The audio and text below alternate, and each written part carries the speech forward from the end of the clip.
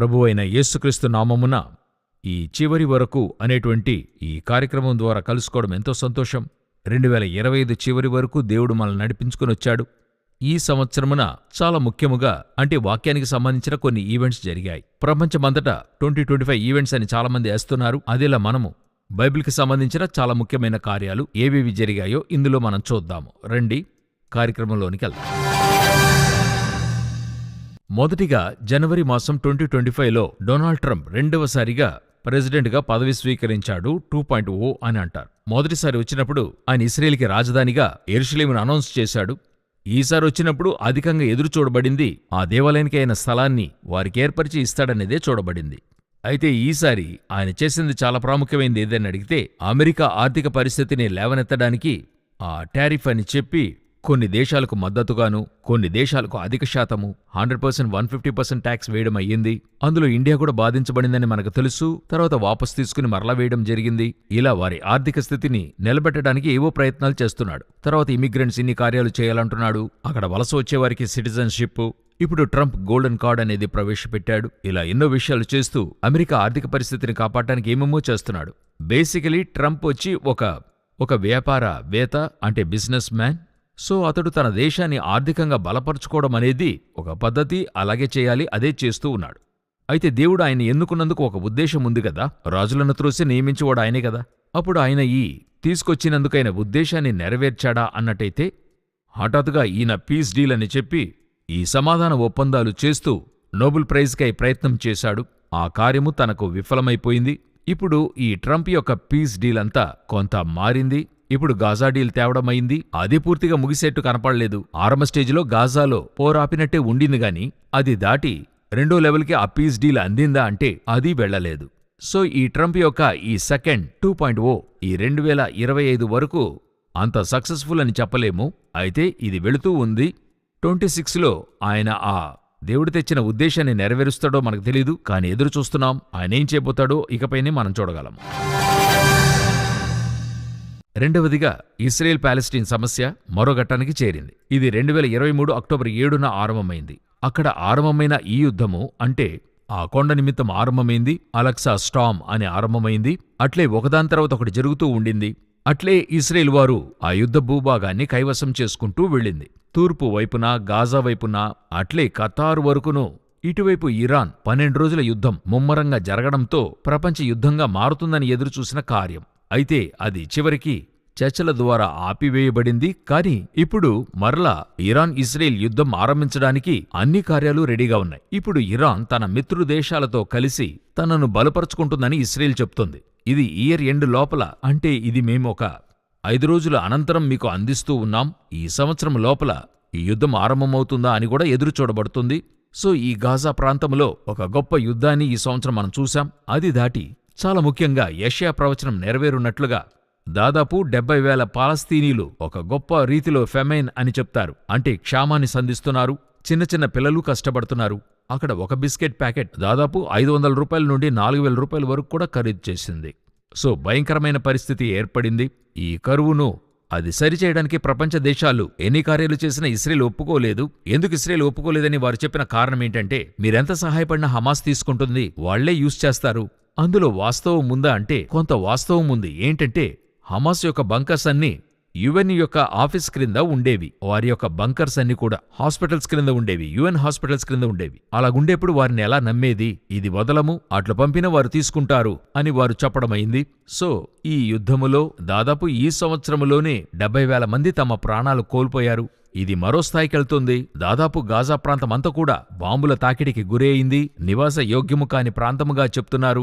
దాని తర్వాత ఒక పీస్ డీల్ ట్రంప్ తెచ్చాడు కదా, దాని ప్రకారం గాజా పునర్నిర్మిస్తామంటున్నారు. నాకు అలా జరిగేట్టుగా అనిపించడం లేదు. ఇంకా మరో ఘట్టానికి వెళ్తుంది. ఎందుకంటే యెషయా ప్రవచనం ప్రకారంగా తర్వాత ఇంతకంటే గొప్ప సమస్యలోకి వెళుతుందనేది చూస్తూ ఉన్నాము. ఆ దేవుని చిత్తం ఏదో మనకి తెలియదు. అయితే ఇప్పుడు జరుగుతున్న కార్యాలు మాత్రం చెప్తున్నాం. సో ఈ సమస్య తీవ్ర స్థాయిని అందుకుంటుంది. దీని తర్వాత తిరిగి ఇస్రాయేల్ ఇరాన్ సమస్య అంతా ఒకవైపు వెళుతూ ఉంది. ఇది నమోదు చేస్తున్నప్పుడే ఆ ఇస్రాయేల్కి టర్కీకి సమస్య స్టార్ట్ అయింది. ఎందుకు టర్కీ గురించి మాట్లాడుతున్నామంటే ఎహెచ్కేల్ 38లో టర్కీ గురించి ఉంది. రష్యాతో కలిసే దేశాలలో ఇరాన్ తర్వాత టర్కీ కూడా ఉంది. సో ఇప్పుడు టర్కీ నేరుగా ఇస్రాయేల్తో పోరాడుతూ ఉంది. ఏ విషయంలో అని చూస్తే సిరియాలో ఉన్న విమానదళ స్థలాన్ని టర్కీ వారు ఏర్పరచలేనంతగా ఇజ్రాయెల్ ఆ స్థలాన్ని తాకిడికి గురిచేసింది. ఇప్పుడు టర్కీ ఏం చెప్తుంది? అది మా యొక్క హక్కును, స్వతంత్రతను బాధించేట్టుగా ఉంది అని చెప్తుంది. ముందుగానే గోలన్ హైట్స్ ప్రాంతంలో ఒక సమస్య వెళుతుంది. ఇప్పుడు ఇజ్రాయెల్ ఏం చేసింది? జోర్డాన్లో ఈ సైప్రస్ వారితోనూ గ్రీస్ వారితోనూ చేరి సమాధాన ఒప్పందాన్ని వేసి ఆ ప్రాంతంలో ఆ కార్యాలు చేస్తూ ఉంది. అది ఎందుకని చూస్తే టర్కీ వారి పవర్ తగ్గించడానికి అని టర్కీ అనుకుంటుంది. అది మాట్లాడుతున్నప్పుడు నెతన్యాహుతో ఒక మాట ఏం చెప్పారంటే, ఈ పారంపర్యంగా మాట్లాడుతూ పురాతన రాజ్యం స్థాపిస్తామని చెప్పే వారి మాట చెల్లదు, మేమది వదలము, మమ్మల్ని సరి మా మిత్రుదేశాలైనా సరి ఎవరైనా తొందర పెడితే వారిని మేము ఎదుర్కొంటాము అని చెప్తూ ఉన్నాడు. ఇది నేరుగా టర్కీని చెప్పేదే, అయితే పరోక్షంగా టర్కీ అని చెప్పకుండా చెప్పాడు. దీనికి టర్కీ కూడా రెస్పాండ్ చేసింది. ఇటువంటి విషయాలకి ఎవరైనా వస్తే మేము ఎవరి జోలికి వెళ్లము, మా జోలికి ఎవరైనా వస్తే మేము వారిని విడువము.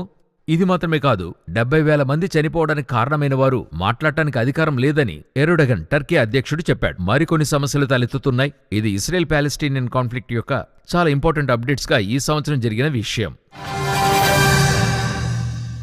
దీని తర్వాత రష్యా యుక్రెయిన్ సమస్య యొక్క ముఖ్యమైన విషయాన్ని చూడబోతున్నాం. రష్యా యుక్రెయిన్ని తాకడం, ఉక్రెయిన్ రష్యాని తాకే సమస్య 2021 లాస్ట్ నుండే జరుగుతూ ఉంది.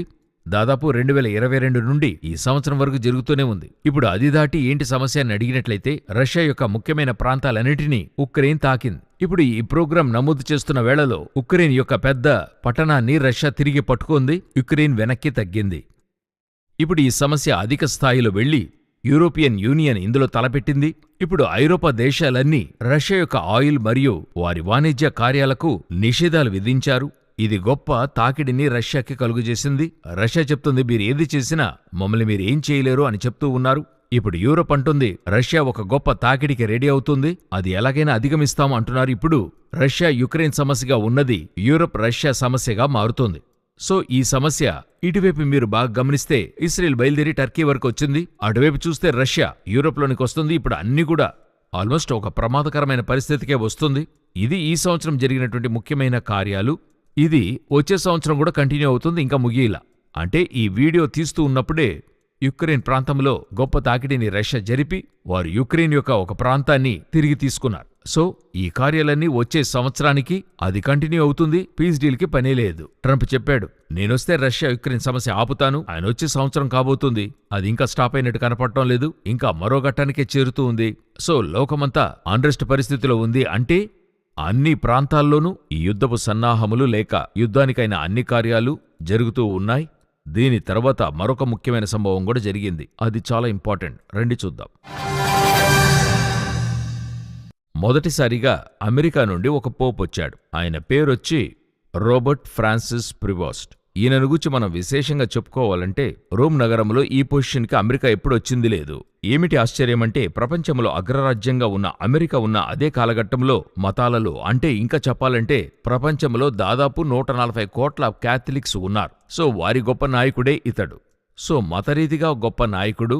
ఇటువైపు చూసినట్లయితే ఒక గొప్ప రాజకీయ నాయకుడు ఒకే దేశానికి చెందినవారుగా ఉన్నారు. సో ఈ యొక్క కాలఘట్టము ఒక ఇంపార్టెంట్ అయిన కాలఘట్టముగా ఉంది. సో ఆయన ఒక 20 సంవత్సరాలు మిషనరీగా వర్క్ చేశాడు పేరు దేశంలో.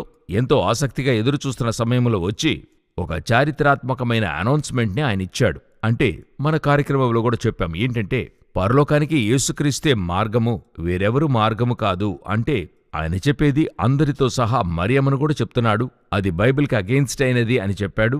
సో ఆ విమోచనకైనటువంటి మార్గము యేసుక్రీస్తు ద్వారానే సాధ్యపడుతుంది, ఆయనొక్కడే విమోచనకైన దారి అనేది చెప్పాడు. ఇదెంతో ఒక ప్రత్యేకమైన అనౌన్స్మెంట్.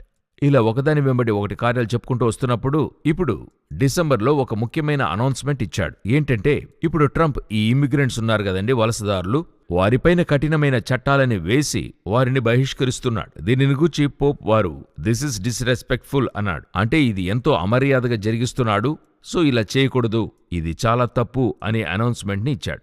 ఇప్పుడు ట్రంప్ యొక్క ఆఫీస్ నుండి, వైట్ హౌస్ నుండి ఒక పెద్ద రియాక్షన్ వచ్చింది. పోప్ చెప్తున్నట్టు మేము అమర్యాదగా నడుచుకోలేదు, ఇది దేశ రక్షణ కోసమే అనే జవాబు ఇచ్చారు.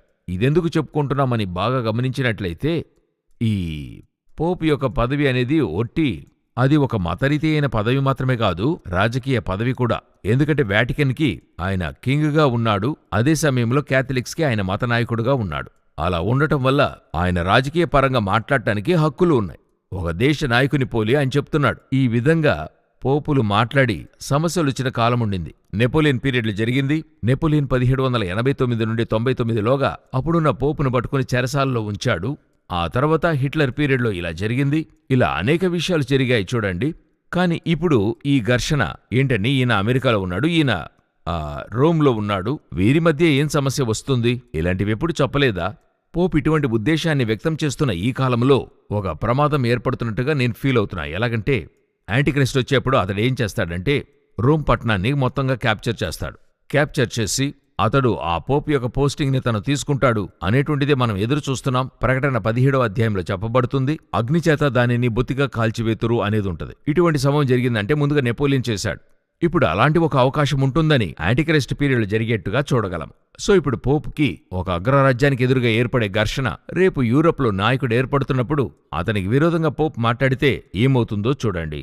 సో ఇప్పుడు మనం ఎదురు చూస్తున్న సంభవం, దానికి ముందరగా ఒక మేఘం ఆ విధంగా కమ్ముకోవడం చూడగలము. ఇది ఈ సంవత్సరం ఏర్పడినటువంటి ఒక పెద్దదైన మార్పు. ఇప్పుడు వచ్చిన పోప్ దగ్గర ఉండేటువంటి ఒక మంచి గుణమని కూడా చెప్పచ్చు. వీళ్లు దానిని ఎలా చూస్తున్నారనేదే, దానికి వీళ్లు ఎలా స్పందిస్తున్నారనేదే ఇక్కడ చెప్పబడుతున్న ఒక ముఖ్యమైన కార్యం. తర్వాత యేసు చెప్పిన సూచనలో ఒకటి క్లైమేట్, అంటే భూకంపాలు. ఈ క్లైమేట్ గూర్చిన కార్యాలు ప్రభు మాట్లాడున్నాడు. అందులో ఈ సంవత్సరం మాత్రం చూసినట్లయితే భూకంపాల గురించి నేను మీతో ఒక స్టాటిస్టిక్స్ చెప్తాను.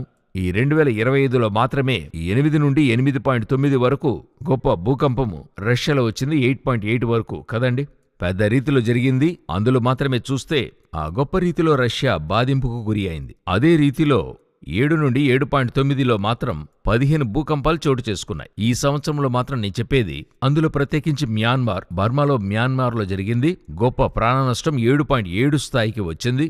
5,486 మంది మరణించినట్టు స్టాటిస్టిక్స్ ఇవ్వబడింది. తర్వాత 6.69లోగా, అంటే 6 నుండి 7 లోపల చూస్తే 125ను, 5 నుండి 6లోగా, 5.9లోగా 1,965 భూకంపాలు, 4 నుండి 4.9లోగా 15,419 భూకంపాలు. చాలా పెద్ద భూకంపాలు ఈ సంవత్సరంలో చూశాం. ప్రపంచమంతటా జరిగిన భూకంపాల్లో, అంటే ప్రపంచమంతటా జరిగిన దానిలో మనము ఈ సంవత్సర కాలంలోనే ఆ 6 పెద్ద భూకంపాల్లో ఒకటి ఈ సంవత్సరం రష్యాలో మనం చూశాం. ఇంకా పెద్ద భూకంపాలు వస్తాయని జపాన్ అనౌన్స్ చేసింది. ఈ సంవత్సరం అనౌన్స్ చేసిన దాంట్లో ఒక 3 లక్షల మంది బాధించబడే స్థాయిలో సునామీను, ఒక 100 అడుగులకు పైగా సునామీ వచ్చే స్థాయికి భూకంపం కలుగుతుందని వాళ్ళు అనౌన్స్ చేస్తున్నారు. సో ఈ సంవత్సరం చెప్పారు. ఇందులో ఒక పెద్ద ఆశ్చర్యం ఏంటంటే, మ్యాన్మార్లో 7.7 వచ్చింది కదా, అందులో దాదాపు 5,000 మందికి పైగా చనిపోయారు. అయితే 8 పాయింట్లకి పైగా జరిగింది కదా రష్యాలో, అందులో ఒకరే మరణించారు. అయితే దీన్ని ఎలా ఈ కాన్సెప్ట్ చూసినట్లయితే, ప్రాణనష్టం కలగకుండా అక్కడ వారు ఆపున్నారు. జపాన్లో భూకంపాలు అధికంగా వస్తాయి, అయితే ప్రాణనష్టం తక్కువ. ఎందుకంటే వారు ముందుగానే దీనికైనా అన్ని కార్యాలు కూడా రెడీ చేసి ఉంచారనేది చూడగలము. అంటే భూకంపాలు వస్తాయని కాదు, వస్తే ఎలా తప్పించుకోవచ్చు అనేది వారు ఏర్పరచుకున్నారు. సో ఇలా భూకంపాలు ఒకవైపు, ఇది మాత్రమే కాకుండా ఫిలిప్పైన్సు, వియట్నాంలో గొప్ప రీతిలో వరదలు, తుఫాను కొట్టి గొప్ప నాశనమయ్యింది. మన రాష్ట్రాల్లోనూ వచ్చాయి. గొప్ప ప్రాణ నష్టాన్ని ఆయా దేశాలలో అది కలిగించింది. అది కాకుండా చాలా ముఖ్యంగా ఈ సంవత్సరంలో జరిగింది ఏంటంటే, ఫ్రాన్స్లో చూసినట్లయితే, ఫ్రాన్స్లో ఈ తీర ప్రాంతాలని చెప్తాం, ఫ్రాన్స్ యొక్క కోస్టల్ ఏరియాలో చూసినట్లయితే ఎంతో తీవ్రమైన ఒక ఫైర్, వైల్డ్ ఫైర్, అంటే అడవి మంట ఏర్పడిందని చూస్తున్నాం. అందులోనే దాదాపుగా వారి 50% అడవి దగ్ధమయ్యిందని వారు చెప్తూ ఉన్నారు. ఫ్రాన్స్లో ఇది జరిగింది. ఈ విధంగా పలు చోట్ల జరిగింది. సో ఈ సంవత్సరం ప్రకృతి విధ్వంసాలు గత సంవత్సరం కంటే ఈ సంవత్సరం అధికంగా జరిగిందని మనము చూస్తూ ఉన్నాం. చివరిగా ఒక కార్యాన్ని చెప్పి ముగించాలనుకుంటున్నాను. ఇది ఏంటని చూసినట్లయితే, ఆర్థికంగా ఈసారి దేని మీద ఇన్వెస్ట్మెంట్. మీరు చూసినట్లయితే చివరి దినాలలో మనుషులు ధనాపేక్షలై ఉంటారని మనం చూస్తున్నాం కదా. ఒక్కొక్క కాలంలో ఈ ధనాపేక్ష మారుతుంది. ఇప్పుడు సౌలు కాలంలో ఎడ్లు, పశువులని మనం చూస్తున్నాం కదా. గెహాజీ కాలంలో అదే వస్తువు రూపేణ ఉంది అని మనం చూస్తున్నాం కదా. ఇప్పుడు ఇస్కరియోతు యూదా కాలంలోనైతే ఆ అతరబుడ్డిని పగలగొట్టినప్పుడు దాని వెలను చూసినట్టుగా చూస్తున్నాం కదా. ఆ ఆశ అలా పెరుగుతుంది కదా.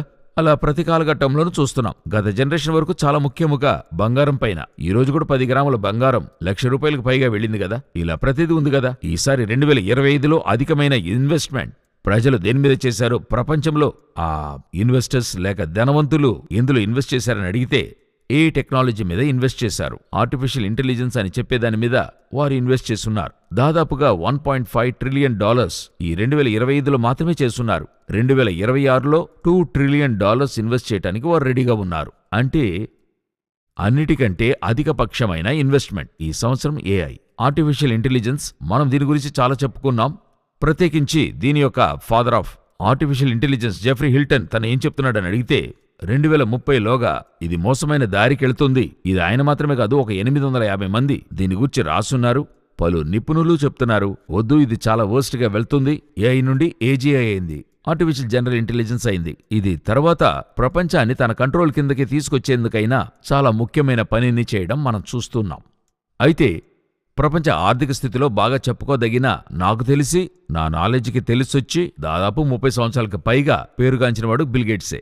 తను మైక్రోసాఫ్ట్ ఆరంభించిన కాలం నుండి ప్రపంచ ధనవంతుల్లో ఒకడై ఆర్థికాన్ని చేతపట్టి కరోనా రాకముందే ఆయన మెడిసిన్లో ఇన్వెస్ట్ చేశాడు. అంతా పక్కాగా ప్లాన్ చేసి చేయగలిగినవాడు. తను ఒక అనౌన్స్మెంట్ ఇచ్చాడు, మీరు చాలా అధికంగా ఏఐలో ఇన్వెస్ట్ చేస్తున్నారు, మిగతా కొన్ని సంవత్సరాల్లో అట్లే మరి లేకుండా పోతుంది, క్రాష్ అవుతుంది అని చెప్తూ ఉన్నాడు. ఈ ఆర్టిఫిషియల్ ఇంటెలిజెన్స్ గురించి మీకు అర్థమయ్యే ఉంటది. ప్రకటన 13:15 ప్రకారంగా లోకాన్ని కంట్రోల్ చేసేటువంటిది యోవేలు 2వ అధ్యాయంలో చెప్పబడిన చివరి కాలంలో ప్రపంచంలోని ప్రజల్ని గుంపులు గుంపులుగా హతమార్చే ఒక టెక్నాలజీగా మనం చూస్తున్నాం.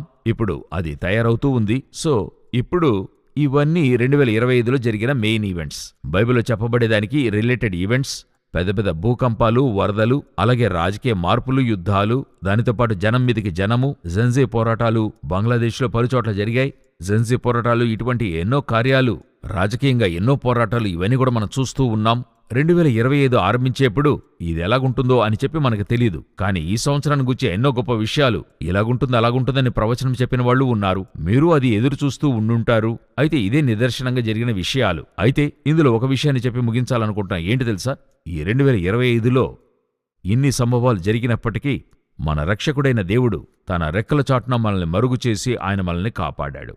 ఇవన్నీ కూడా సంభవించవలసినవే అని చెప్పిన దేవుడు వీటికి మధ్యలో మనల్ని కాచి కాపాడాడు. ఇందులో ఏ కొరత ఉంచాడో నాకు తెలియలేదు. మనల్ని భద్రంగా చూసుకున్నాడు. ఎంతో మందికి మధ్యలో మనల్ని సజీవులుగా ఉంచాడు. ఆయన వైపు చూచిన వారు ఏమాత్రము సిగ్గుపడలేదు అని చెప్పినట్టు మనకాశ్రయం కలిగించే కొండవైపే చూస్తున్నాం. ఈ 12 మాసములు దేవుడు కృపగా నడిపించుకొనొచ్చాడు. అవసరతలు సంధించి కొరత లేకుండా చూసుకున్నాడు. మీరు ప్రవచనములు విన్నా సరి, వినకపోయినా సరి, ఈ సంవత్సరం దేవుడు నడిపించాడు. ఇదే దేవుడు మనకు వాగ్దానాన్ని ఇస్తున్నాడు. ఆయన అంతం వరకు నడిపించడానికి శక్తిమంతుడై ఉన్నాడు. ఇంతవరకు మోశాను, ఇకను ఆదుకుంటానని దేవుడు చెప్తున్నాడు. 2026 వస్తుంది. అది లోకానికే అంకెల లెక్క. మన మట్టుకైతే దేవుని రాకడ వరకు ఆయన మనల్ని ఆదుకునే శక్తిమంతుడై ఉన్నాడు. మీరు మరొక సంవత్సరాన్ని చూడబోతున్నారు. ఈ సంవత్సరం దాటొచ్చారు. మనమంతమందినూ ప్రభు కృప వల్ల సక్సెస్ఫుల్గా 2020 దాటాం. ఒకవేళ ఈ సంవత్సరంలో కొరతలు ఇవన్నీ కూడా ఉండుండొచ్చు, కొన్ని సమస్యలు, పోరాటాలు ఉండుండొచ్చు, లేక ఇటువంటివన్నీ నాకున్నాయి, ఏం చేసేది, 25 నుండి 26లోకి వెళ్తున్నప్పుడే ఇలాగుందే అని అనుకోవచ్చు. వాట్ ఎవర్ ఇట్ ఈస్, 2026లో ఖచ్చితంగా దేవుడు ఆశీర్వాదకరంగా ఉంచుతాడు. ప్రభుచితమైతే, రాకడ ఆలస్యమైతే 2026లో నిన్నటి వరకులో మనం చూద్దాం. God bless you.